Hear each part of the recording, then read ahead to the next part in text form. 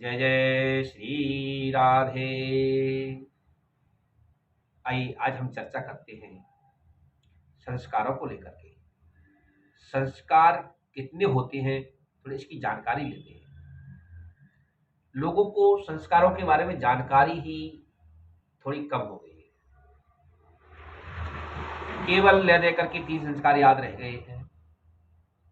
एक तो happy birthday, और एक आज मेरी यार की शादी है, और एक राम नाम सत्य मजबूरी में बोलना पड़ता है। 30 संस्कार लोगों को याद रह गए हैं। बाकी 13 संस्कार लोप हो गए। कौन कौन से संस्कार होते हैं? तो आश्रयन ग्रही सूत्र में वर्णन आया है, केवल केवल मात्र 10 संस्कार की बात कही गई है। वहीं पारस्परिक ग्रही सूत्र में वर्णन आया है, वहां 13 संस्कार की बात कही गई है। वहीं पर वैखानस ग्रही सूत्र में वर्णन आया है, वहां 18 संस्कार की बात कही गई है। वहीं पर व्यास स्मृति आदि में वर्णन आया है, वहां 16 संस्कार की बात कही गई है। तो अधिकांशतः जो है ना, 16 संस्कारों की बात कही गई है। कहीं कहीं तो 25 संस्कारों की बात कही गई है। तो मुख्य रूप से 16 संस्कार हैं। तो 16 संस्कार कौन कौन से हैं, आइए इनको जानते हैं। तो ऐसी ही ज्ञान की चर्चा से जुड़ने के लिए हम, जिन्होंने सब्सक्राइब नहीं किया है वो सब्सक्राइब करें। ज्यादा से ज्यादा हम ज्ञान की चर्चा, क्योंकि मैं 16 संस्कारों पर विधिवत चर्चा करने जा रहा हूं। 16 संस्कार कौन कौन से होते हैं? तो 16 संस्कार, प्रथम संस्कार गर्भाधान है।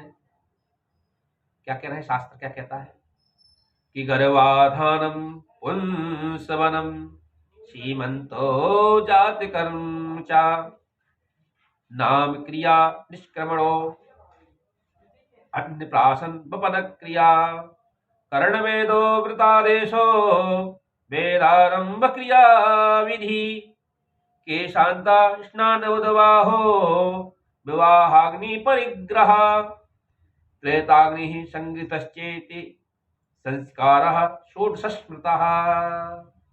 16 संस्कारों की जो बात कही गई है ना, वो कौन कौन से हैं? प्रथम है गर्भाधान संस्कार, दूसरा है पुंसवन संस्कार, तीसरा है सीमंतोनयन संस्कार, चौथा है जात कर्म संस्कार, पांचवा है नामकरण संस्कार, छठवां है निष्क्रमण संस्कार, और सातवां है अन्नप्राशन संस्कार, आठवां है वपन क्रिया मुंडन संस्कार, चूड़ाकरण, नौवां है कर्णभेद संस्कार, और 10वां है उपनयन संस्कार, 11वां है वेदारंभ संस्कार, 12वां है केशांत संस्कार, 13वां है समावर्तन संस्कार, और 14वां है विवाह संस्कार, 15वां है विवाह संस्कार, और 16वां है अंत्येष्टि संस्कार।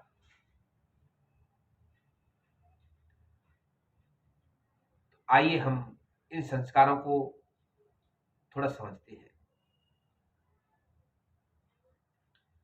इनमें जो संस्कार हैं वह प्रथम संस्कार पे हम चर्चा करते हैं। जब विवाह के उपरांत जो वधू ऋतुमती होती है, उस समय प्रथम हम गणेश गौरी वर्ण षोडश मातृका, है ना, नांदी श्राद्ध आदि घृत मातृका का पूजन करके, यानी पंचांग वेदी पूजन करके हम संस्कार कराएं किसी विशेष आचार के द्वारा। यद्यपि स्वयं योग्य है तो स्वयं कर सकते हैं, क्योंकि इतनी जानकारी सबको होती नहीं है। तो इसलिए किसी आचार्यों के द्वारा, किसी वैदज्ञ और आचार्य को बुला करके विधि पूर्वक हम संस्कार की पूजा करें। तो शास्त्र कहता है, जब प्रथम वधू ऋतुवती होती है, उस समय पुत्र चाहने वाले को समरात्रि में इसमें चार दिन के बाद में 6, 8, 10, 12, 14 रात्रि में गर्भाधान संस्कार करें। जिसको कन्या चाहिए वो 5, 7, 9, 11, 15 रात्रि में, ऐसा शास्त्र की बात कही गई है। अभागे पुरुष इसका विचार नहीं करते हैं और चाहते कुछ हो कुछ जाता है।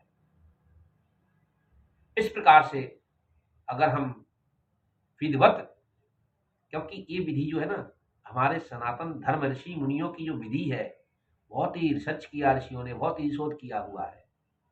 आज जन जन तक जो चर्चा है ऋषि मुनियों की, हम तो केवल उनको जितना यथा ज्ञान, थोड़ा सा ज्ञान उसको पढ़ लेते हैं, उसकी बात आप तक पहुंचाते हैं। संपूर्ण ज्ञान की चर्चा तो कोई कर ही नहीं सकता है। इस प्रकार से हम उसको थोड़ी सी चर्चा करते हैं। तो प्रथम पति पत्नी सूर्य भगवान को नमस्कार करके और उस संस्कार की पूजा कराएं आचार्य से। और पूजन दिन में होने के उपरांत, यद्यपि रात्रि में उनके मंत्र विधान है, लेकिन क्या होता है कि हमको स्वयं को मंत्र आते नहीं है और हम बोल भी नहीं सकते हैं मंत्र, है ना, क्योंकि वेद तो पढ़ने पर ही आता है गुरु के द्वारा। तो भगवान सूर्य को प्रथम नमस्कार करके ओम आदित्यम गर्म पैसा इत्यादि मंत्र से नमस्कार करके भगवान सूर्य को, इसके उपरांत उसी दिन समरात्रि में पुत्र चाहने वाले को, समरात्रि में कन्या चाहने वाले को समागम करके गर्भाधान संस्कार करना चाहिए। इससे जो है ना, हमारी जो संतान उत्पत्ति होती है, उसी से हम पितृ ऋण से ऋण हो पाते हैं। क्योंकि शास्त्र कहता है जिसकी विधिवत संस्कार हुआ है, उससे जो संतान हुई है उसी को पिंड देने का अधिकार है। मां की तो लुप्त पिंडोदक क्रिया गीता में आया है। या आज के समय में जो पिंडों की जो क्रिया है वो लुप्त होती जा रही है प्राय। साहब, हम जाति को नहीं मानते हैं। ऐसे कई ब्राह्मण, कई वैश्य, कई क्षत्रिय, हमको जाति भेद नहीं है, जाति का विचार नहीं है। बस हम तो चाहते हैं पढ़ी लिखी कन्या मिल जाए, पढ़ा लिखा लड़का मिल जाए। हम तो केवल चाहते हैं, तो पैसा कमाना बड़ी बात नहीं है। क्योंकि आज हम जितने दुखी हैं उससे कई ज्यादा आगे और दुखी होंगे। क्यों?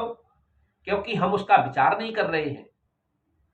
जब लुप्त पिंडोदक क्रिया वाली बात कही गई है गीता में, तो जब पिंड क्रिया ही लुप्त हो जाएगी तो हमको पिंड मिलेगा ही नहीं। अब बताइए, जो ब्राह्मण है क्षत्रिय कन्या से अथवा क्षत्रिय ब्राह्मण कन्या से अगर वह संतान उत्पत्ति करता है, उसकी जो पिंड क्रिया है वो लुप्त, जितना वो दुखी अभी था उससे ज्यादा कई दुखी और हो जाएगा। क्योंकि उसके पितर जो है ना, भूत बने डोलेंगे। उनको ना अन्न मिलेगा, न जल मिलेगा, न तर्पण मिलेगा, न पिंड मिलेगा, ना ही श्राद्ध का भोजन मिलेगा। अब बताइए, जो संतान है वो क्या बोले? इसको बोलते हैं वर्ण संकर। वर्ण संकर के द्वारा दिया हुआ पिंड पितरों को नहीं मिलता है। उनकी कभी सदगति नहीं हो सकती, उनकी अधोगति ही होगी। और जो संतान हुई है बाद में उसकी भी अधोगति ही होगी। इसलिए समाज को प्रयास यह करना चाहिए। आजकल प्रेम विवाह ज्यादा चल रहा है, लव जिहाद ज्यादा चल रहा है। मैं प्रत्येक बहन बेटी, प्रत्येक भाई से, प्रत्येक बच्चों से मैं ये कहूंगा कि हमको प्रेम विवाह करना है तो अपनी समाज में करें, पर समाज में नहीं। स्वधर्मो निधर्म श्रेय पर धर्मो भयावह।